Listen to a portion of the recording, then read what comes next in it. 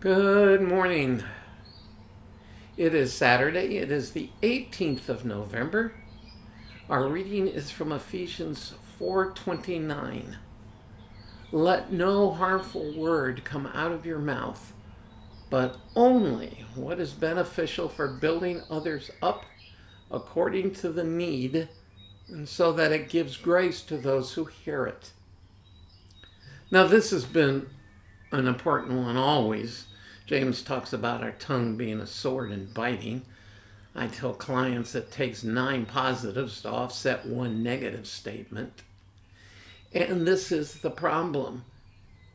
Too often we, instead of giving out words of truth in love and humility, we can do it in arrogance and pride, and then it's destructive. Or we forget to engage our brain when we engage our mouth. And today I expand it beyond just our spoken words into our written words. I use texting a lot just for keeping up with clients, but that's about it. The problem with texting and the problem with email is it doesn't give the emotional context and therefore can be misunderstood. And that can create problems. Well, that's hard to avoid.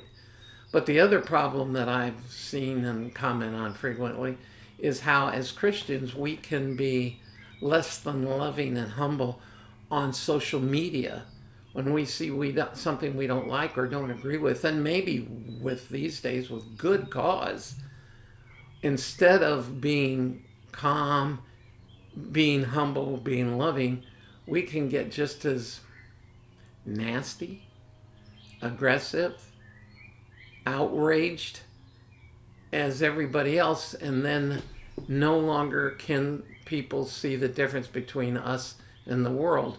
And notice the last phrase here that Paul uses, so that it gives grace to those who hear it.